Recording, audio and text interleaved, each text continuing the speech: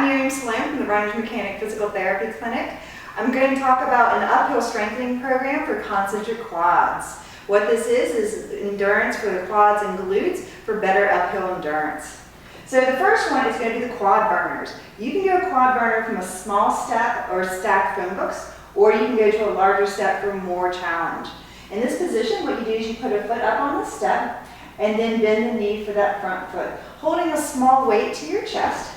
The key is, once you go into the squat, you will only do toe taps with the back leg. You will not be lunging back and forth.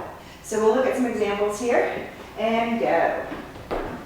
You'll do this for time. Start with 30 seconds and work up to a minute. As you can see, they don't change the angle of their knee, nor do they shift the weight from their trunk. It's just a toe tap with the back leg, and you'll start to feel that quad really burn. Okay, the second exercise I recommend for the uphill strengthening program is an uphill box jump. What you'll do is you'll sink down into a squat position and explosively jump onto a step. The step height can be anything that you prefer. You can go anything from a small phone book or catalogs duct taped together to an aerobic step from a local store, or you can do a larger step as you feel, okay? So we'll do a couple of examples. Go slowly into a squat and explode up onto the box. Perfect. We'll do 2 or 3 examples. As you can see, they sink deep in the hips, explode up, and land with both feet simultaneously on the box. Perfect. All right, the third exercise for concentric quads and uphill strengthening is the ball throw, okay? We're going to choose a ball throw that involves a deep squat. There's lots of different ball throws, and they're great for generating force and creating hypertrophy of your muscles. All right, so with this technique, and we'll look at this live over ground, obviously you can't throw inside, but I'll talk you through the technique.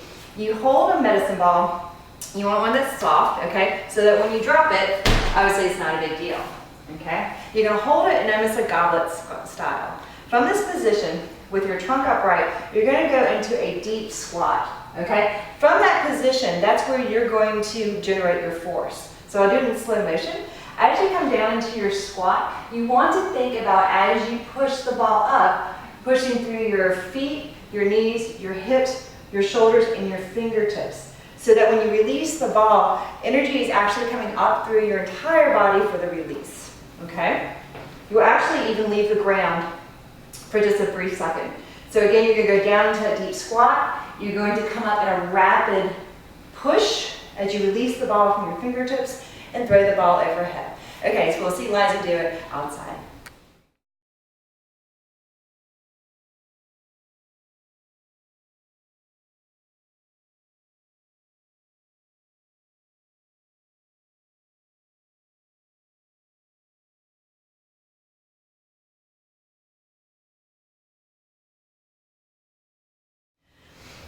Okay, so we'll talk about some just general form tips for uphill running, okay?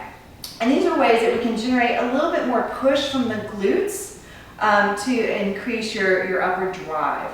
One thing, when you're going uphill, the ground is going to meet your feet earlier in your stance phase. So your knees are going to be a little bit more flexed, and you probably notice as you go uphill, your steps are going to be shorter. That's completely natural. One thing with your trunk, if you can, this happens a lot too as people start to fatigue, we start to bend at the waist. This decreases the ability of the glutes to help with your forward drive.